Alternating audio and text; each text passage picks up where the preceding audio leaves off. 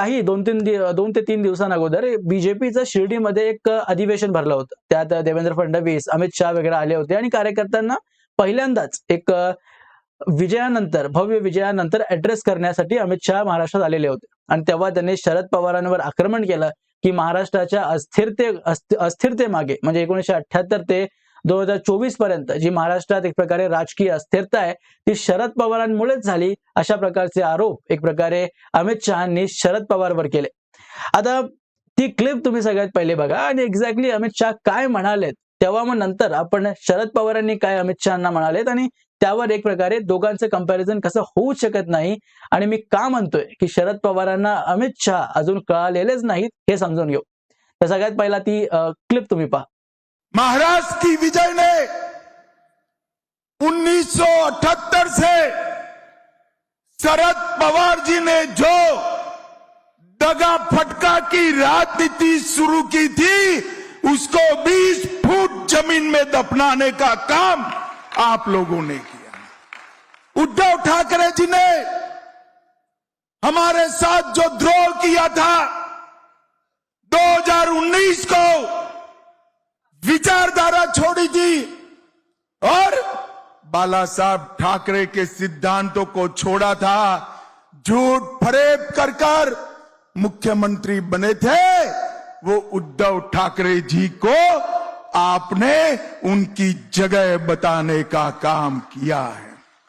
हमेशा के लिए 78 से लेकर 24 तक महाराष्ट्र अस्थिरता का शिकार रहा। वो अस्थिरता की राजनीति को समाप्त कर एक स्थिर रास्ते पर चलने का काम ये मजबूत देवेंद्र फडणवीस सरकार देकर आपने किया है। इसके साथ साथ हिंदुत्व और मोदी जी की विकास की राजनीति, ये सब हमारे विरोधी बाहें चढ़ाकर बाहें फैलाकर राह देखकर बैठे थे कि लोकसभा के बाद महाराष्ट्र में हमारी विजय होगी। उनको इस स्वप्नों को चकनाचूर करने का काम आप सभी ने किया है। म्हणजे बऱ्याच दिवसांनी अमित शहा एवढे एकदम प्रखरतेने बोलताना दिसले शरद पवारांबाबत. आता त्यावर उत्तर देताना शरद पवारांनी काय म्हणलंय ते मी तुम्हाला वाचून दाखवतो. शरद पवारांनी म्हटलं की केंद्रीय गृहमंत्री अमित शहा यांनी माझ्यावर केलेले आरोप अत्यंत हास्यास्पद आहेत. पहिले तर त्यांनी त्या सगळ्या आरोपांना खारेज केलेलं आहे. देशाच्या इतिहासात अनेक जण गृहमंत्री झाले पण आतापर्यंत कोणालाही तडीपार करण्यात आलं नव्हतं. पुढे ते म्हणाले की 1978 मध्ये मी राज्याचा मुख्यमंत्री होतो, तेव्हा शहा राजकारणात होते का नाही हे मला माहित नाही, पण त्यावेळी जनसंघाचे नेते उत्तमराव पाटील यांच्यासह अनेक नेते माझ्यासोबत माझ्या मंत्रिमंडळात होते. जनसंघाची पार्श्वभूमी असणाऱ्या अनेकांनी माझ्यासोबत काम केलंय. 40 वर्षापूर्वी टीका करणारे गृहमंत्री कुठे होते मला माहित नाही. त्या काळात सुसंवाद होता, आता नेत्यांमधील संवाद हरवलेला आहे. गृहमंत्र्यांनी जे भाषण केलं, मी आणि उद्धव ठाकरे जे भाष्य केले त्यावर न बोललेलं बरं. म्हणजे गृहमंत्र्यांनी एवढं सगळं बोलून एक प्रकारे न बोललेले बरं असं शरद पवारांनी म्हटलं. मराठीत एक म्हण आहे, कुठे इंद्राचा ऐरावत आणि कुठे श्याम भट्टाची तट्टाणी अशी एक म्हण आहे असं शरद पवारांनी म्हटलंय. आता एकतर ना म्हणजे शरद पवारांनी म्हण बरोबर वापरली, एकदम उचित आहे, पण त्यातले कॅरेक्टर थोडे रिव्हर्स करावे लागतील. म्हणजे इंद्राच्या जागी एक जण आणि भट्टाच्या जागी एक जण असं करावं लागेल. कारण की इलेक्टोरल सक्सेस जेव्हा मी या दोन्ही नेत्यांच्या बाबतीत बघतो तेव्हा अमित शहांचं जे एक स्तर आहे ते शरद पवारांच्या अनेक काही पटीनं वरती जातं. कारण की एकतर शरद पवारांना अजूनही एक हाती सत्ता महाराष्ट्रात स्थापित करण्यात यश आलेलं नाहीये. कारण की अनेक लोक म्हणतात की यार महाराष्ट्रात विभागावाईज पॉलिटिकल सिनारिओज बदलतात, एका नेत्याला महाराष्ट्रात एक हाती सत्ता स्थापित करणं शक्य नाहीये. शरद पवारांनी एवढा अनुभव कोणाकडेच नाहीये असं अनेक पत्रकार, ज्येष्ठ पत्रकार असं सांगतात. पण जर आपण ओव्हरऑल जरी एक अनालाइज केलं शरद पवारांचं राजकारण आणि अमित शहांचं राजकारण, तर या दोघांमध्ये कंपॅरिझनच होऊ शकत नाही. जसं मी मागच्या व्हिडिओत म्हटलं होतं, मागच्या लाईव्ह मध्ये, की जयंत पाटील आणि शरद पवारांमध्ये कंपॅरिझन होऊ शकत नाही, तसं शरद पवार आणि अमित शहा किंवा नरेंद्र मोदी, इव्हन आज देवेंद्र फडणवीसांमध्ये सुद्धा कंपॅरिझन होऊ शकत नाही. हे तिन्ही नेते शरद पवारांच्या अनेक पटीनं पुढे गेलेत. सिरियसली पुढे गेले. कारण की डेटा मला सांगतोय, जसं मी डेटा तुमच्यासमोर ठेवतो, त्यांनी ज्या प्रकारे म्हटलं की 1978 मध्ये मी जेव्हा मुख्यमंत्री होतो तेव्हा अमित शहा कुठं होते, तेव्हा मी त्यांना सांगू इच्छितो की अमित शहाचा जे जन्म आहे ना ते 1964 साली झालेला आहे आणि अमित शहा 1978 आसपास जवळपास 14 वर्षाचे एक मूल होते आणि तेव्हा शरद पवार मुख्यमंत्री झाले होते. आणि तेव्हा जर तुम्ही डेटा बघाल म्हणजे त्याच्यानंतर अमित शहानी येऊन 3दा या देशाचे गृहमंत्री झाले. बीजेपीचे राष्ट्रीय म्हणजे एक अध्यक्ष होऊन त्यांनी अनेक राज्यांमध्ये बीजेपीची सरकार सुद्धा आणली आणि आज शरद पवार आणि अमित शहा या दोघांमध्ये कंपॅरिझन केलं जात आहे, जे की ऍक्च्युअली हास्यास्पद आहे. म्हणजे हे ऍक्च्युअली हास्यास्पद आहे की दोघांमध्ये कंपॅरिझन होऊच कसं शकतं. आपण जर बघाल तर 1978 मध्ये जेव्हा शरद पवार काँग्रेसपासून वेगळे झाले आणि काँग्रेस युनायटेड नावाच्या या एक प्रकारे जिंकून येणाऱ्या नेत्यांचं एक गठबंधन होतं. त्यामध्ये जेव्हा त्यांनी निवडणूक लढवली तेव्हा त्यांना जिंकण्यात यश आलं केवळ 69 जागा आणि जनता पार्टी होती तेव्हा 99 जागा जिंकली होती. आणि गठबंधनच्या सरकारमध्ये शरद पवार जे ते पहिल्यांदा मुख्यमंत्री झाले आणि तब्बल 1 वर्ष 214 दिवस त्यांनी मुख्यमंत्रीच्या रूपात महाराष्ट्राची सेवा केली. त्याच्यानंतर 112 दिवसांचा राष्ट्रपती रूल पण लागलं महाराष्ट्रात. त्याच्यानंतर जे इलेक्शन झालं 1980 ला, त्यात पण एक काँग्रेस युनायटेड ज्याला शरद पवार लीड करत होते त्याला जागा जिंकण्यात यश आलं फक्त 47. आणि त्याच्या दुसऱ्या बाजूला इंदिरा गांधीच्या अंडर जी काँग्रेस होती त्याला 186 जागा जिंकण्यात यश आलं होतं. 186 म्हणजे जोक नाहीये. आणि त्याच्यानंतर जर तुम्ही बघाल तर 1985च्या निवडणुकीत सुद्धा ज्या काँग्रेस सोशलिस्टचा शरद पवार एक लीड करत होते त्याला सुद्धा केवळ 54 जागा जिंकण्यातच यश आलंय. आणि दुसऱ्या बाजूला इंदिरा गांधीच्या अंडर जी काँग्रेस होती तिला 161 जागा. म्हणजे तेव्हापासूनच शरद पवार एक प्रकारे आपला जो फेवरेट नंबर आहे 50 त्याच्या अराउंडच फिरत राहिलेले आहेत. म्हणजे हे आजचं काही नवीन नाहीये. त्याच्यानंतर जेव्हा त्यांना कळालं की काँग्रेसच्या बाहेर राहून आपलं काही होऊ शकत नाही, काँग्रेससारखं संघटन आपल्याकडे नाहीये, तेव्हा काँग्रेसमध्ये परत जाण्याचा निर्णय घेतला आणि काँग्रेसला नेतृत्व करण्याचा महाराष्ट्रात एक प्रकारे शरद पवारांनी निर्णय घेतला. आणि 1988 सालाला ते नंतर जी निवडणूक झाली 1988 नंतर जी निवडणूक झाली त्यात शरद पवारांनी काँग्रेसला नेतृत्व दिलं आणि पहिल्यांदा म्हणजे शरद पवारांनी ज्या काँग्रेसला नेतृत्व दिलं त्या काँग्रेसनं पहिल्यांदा महाराष्ट्रात बहुमत आपलं गमावलं. 141 जागा फक्त काँग्रेसला जिंकण्यात यश आलं आणि त्या गठबंधनच्या सरकारमध्ये जे इंडिपेंडेंट कॅन्डिडेट्सनी जेव्हा काँग्रेसला सपोर्ट दिला आणि सरकार स्थापन झाली त्याच्यात शरद पवार मुख्यमंत्री झाले आणि 2 वर्ष 364 दिवस त्यांनी मुख्यमंत्रीच्या रूपात महाराष्ट्रात काम केलं. आणि त्याच्यानंतर ते सेंटरमध्ये जाण्यासाठी डिफेन्स मिनिस्टर जेव्हा त्यांना पद मिळालं तेव्हा सुधाकर राव नाईक म्हणजे आपल्या एक लॉयल माणसाला मुख्यमंत्री करून ते सेंटरमध्ये गेले आणि लगेच 2 वर्षानंतर म्हणजे 1993 ला परत महाराष्ट्रात आले आणि तिसऱ्यांदा 2 वर्ष तब्बल 8 दिवस मुख्यमंत्री या पदावर राहिले. म्हणजे या पूर्ण कालखंडामध्ये एकदाही म्हणजे हे लास्ट टाइम आहे त्यांनी मुख्यमंत्री पदावरती विराजमान झाले. म्हणजे या तिन्ही कालखंडामध्ये शरद पवारांना एकदाही आपलं 5 वर्षाचं कार्यकाळ पूर्ण करता आलेलं नाहीये. म्हणजे ज्या माणसाला म्हटलं जातं की शरद पवार म्हणजे या महाराष्ट्रातल्या मातीला ओळखतात, जिल्ह्यातलं राजकारण शरद पवारांना कळतं. शरद पवारांना ज्येष्ठ शरद पवारांना एकदाही आपल्या 5 वर्षाचा कार्यकाळ पूर्ण करता आलेला नाहीये. त्याच्यानंतर ऍक्च्युली देवेंद्र फडणवीस हे एक ह्यांच्यानंतर आपले वसंतराव नाईकांनंतर पहिले मुख्यमंत्री झाले ज्यांनी 5 वर्षाचा आपला कार्यकाळ पूर्ण केला. म्हणजे देवेंद्र फडणवीस जो की जेव्हा आपले शरद पवार मुख्यमंत्री झाले तेव्हा तब्बल 8 वर्षाचं बाळ होतं, त्या व्यक्तीने नंतर येऊन 5 वर्षाचा पूर्ण कार्यकाळ केलाय आपला सीएमच्या पदावर. आणि शरद पवारांना ते जमलं नाहीये. आणि हे सत्य गोष्ट आहे, हे मी नाही म्हणत आहे, हे डेटा म्हणतोय. डेटा आपल्याला स्वीकारावा लागतो, हे हार्ड फॅक्ट आहे. आणि त्याच्यानंतर जेव्हा काँग्रेस फोडून जेव्हा त्यांनी वेगळं होण्याचा निर्णय घेतला, आपली एक पार्टी इस्टॅब्लिश केली राष्ट्रीय आपली नॅशनलिस्ट काँग्रेस पार्टी नावाची, तेव्हा त्या पार्टीला जेव्हा त्यांनी लीड केलं, जेव्हा त्या पार्टी सोबत पहिली निवडणूक लढली तेव्हा 1999 साली त्यांना सीटा जिंकण्यात यश आलं 58. त्याच्यानंतर 2004 ला जी निवडणूक झाली तेव्हा 71 जागा एनसीपीने जिंकल्या आणि एक हायेस्ट एव्हर नंबर आहे. ह्याच्यापेक्षा जास्त जागा शरद पवारांना आणि त्यांच्या एनसीपीला आजपर्यंत जिंकण्यात यश आलेलं नाहीये. त्याच्यानंतरची 2009 ची निवडणूक 62 जागा, 2014 ला 41 जागा, 2019 ला 54 जागा आणि आज 2024 मध्ये तर केवळ आणि केवळ 10 जागा शरद पवारांना जिंकण्यात यश आलंय.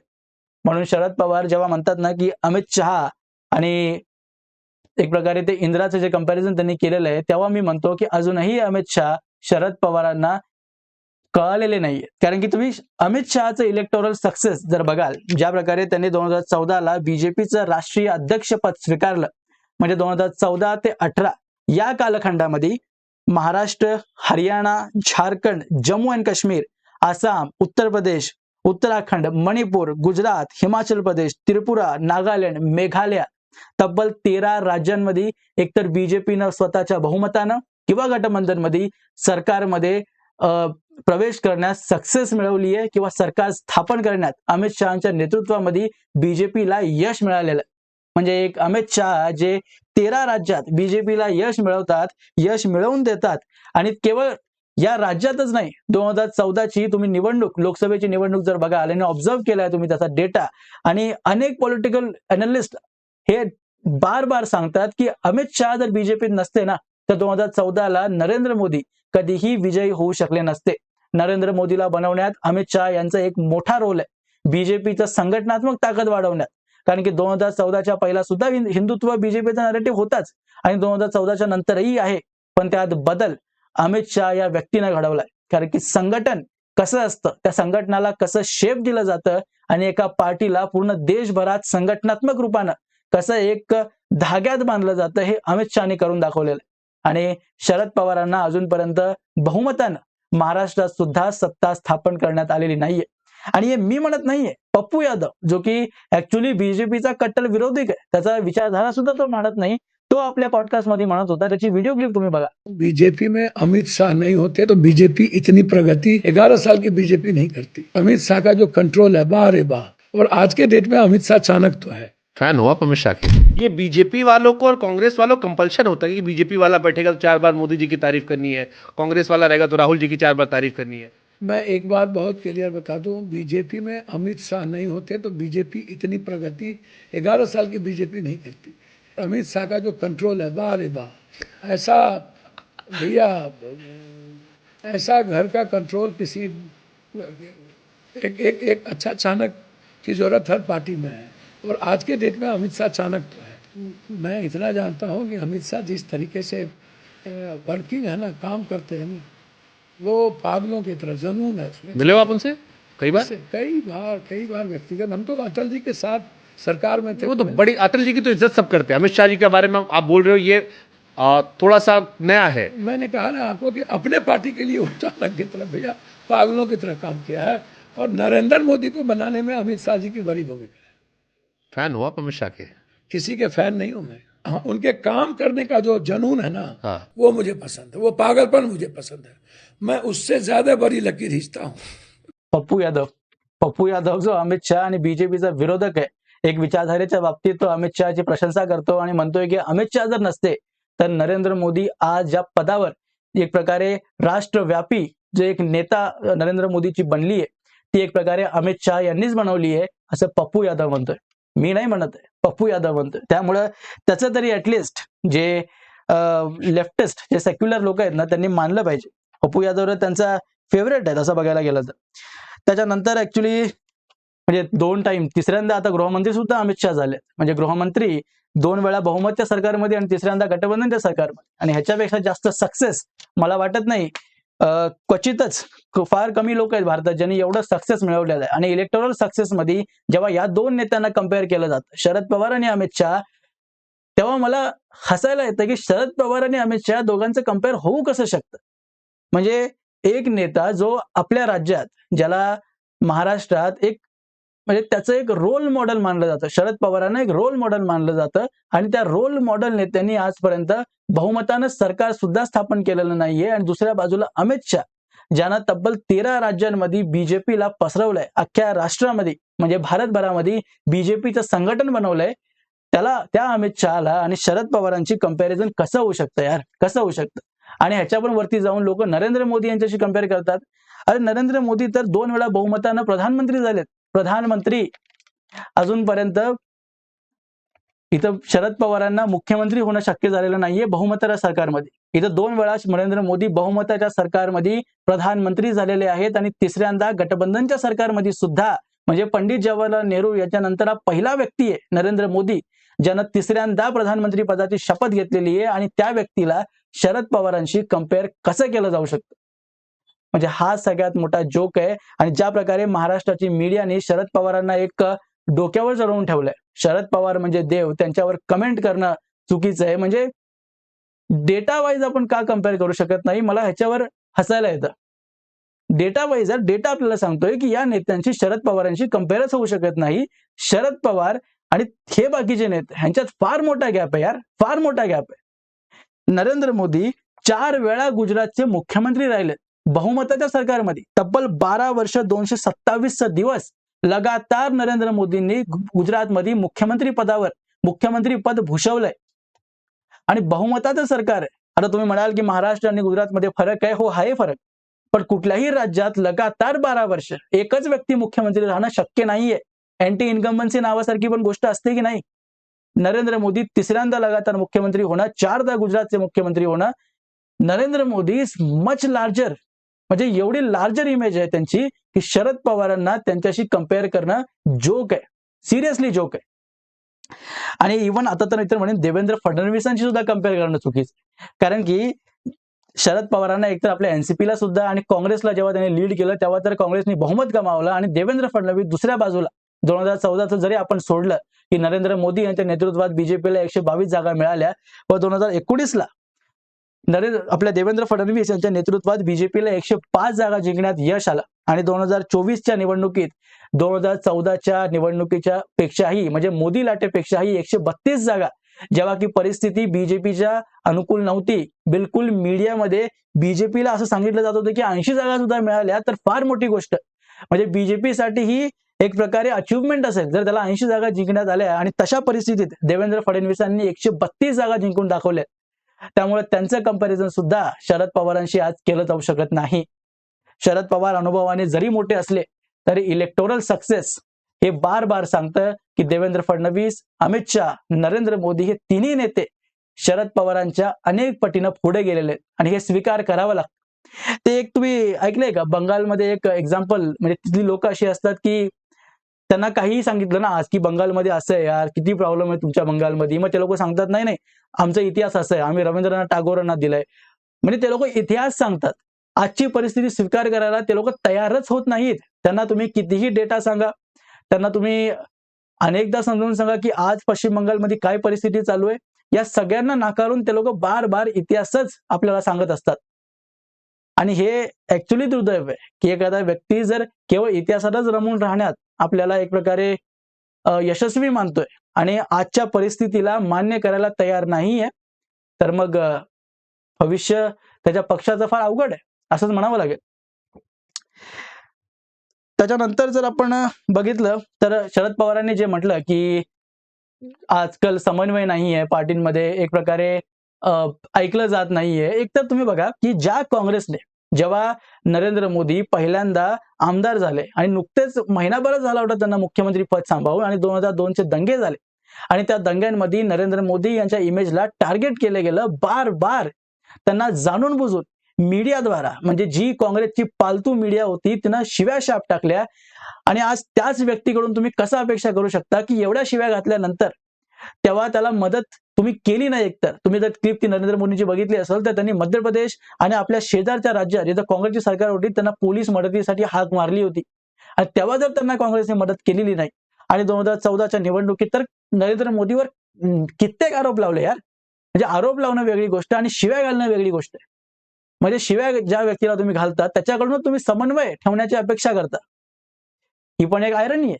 म्हणजे ज्या व्यक्तीला तुम्ही शिव्या घालता आणि आज तुम्ही म्हणताय की तो आमचं ऐकत नाही, आणि even Narendra Modi is more listening to you.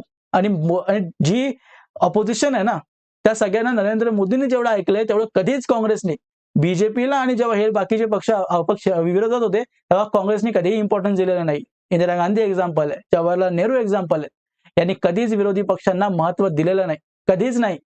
आणि शरद पवारांची सरकार सुद्धा इंदिरा गांधींनी पाडली होती. अजून काय पाहिजे एक्झाम्पल? त्यामुळे नरेंद्र मोदी ऍक्च्युली जास्त डेमोक्रॅटिक आहे असं आपल्याला मान्य करावं लागतं. हा डेटा आपल्याला सांगतोय. आणि याच्यानंतर त्यामुळं आपल्याला हे जे आजकाल जे म्हणलं जातं ना की अटल बिहारी वाजपेयी हे जास्त सौम्य होते, हे विरोधी पक्षांना इम्पॉर्टन्स द्यायचे, एकतर अटल बिहारी वाजपेयी हे कमजोर होते. हे आपल्याला मान्य करावं लागेल, कारण की त्यांची सरकारी गठबंधनमध्ये होती आणि तेव्हापर्यंत बीजेपी किंवा इतर पक्षानेही कधी काँग्रेसच्या विरोधात बहुमत मिळवलेलं नव्हतं. म्हणून अटल बिहारी वाजपेयींना अंदाजा नव्हता की आपल्या पक्षाची ताकद किती आहे, कारण की नरेंद्र मोदींनी ऑलरेडी 2दा बहुमत मिळवलेलं आहे. म्हणून त्यांना कॉन्फिडन्स आहे एक प्रकारचा की काँग्रेसची ताकद आता नाहीये आणि या राष्ट्रानं काँग्रेसला नाकारलेलं आहे आणि महाराष्ट्रानं महाविकास आघाडीला सुद्धा. त्यामुळे देवेंद्र फडणवीसांकडून किंवा अमित शहाकडून, नरेंद्र मोदींकडून तुम्ही समन्वयाची अपेक्षा करणं हे आता चुकीचं आहे. जर त्यांनी समन्वय केलं तर मोठा मन करून ते वेगळी गोष्ट, पण तुमच्याकडून ज्यांना की तुम्ही त्रास दिलाय, वारंवार त्यांच्यावर खोटे आरोप केलेत, त्यांच्या शरीरावर सुद्धा टिप्पणी केली आहे. विधानसभेच्या निवडणुकीत सगळ्यांना माहिती आहे जातीवर कोणी कोणाच्या टिप्पणी केली आहे. त्यामुळं आता त्यांच्याकडून समन्वयाची अपेक्षा करणं हे बिलकुल चुकीचं आहे.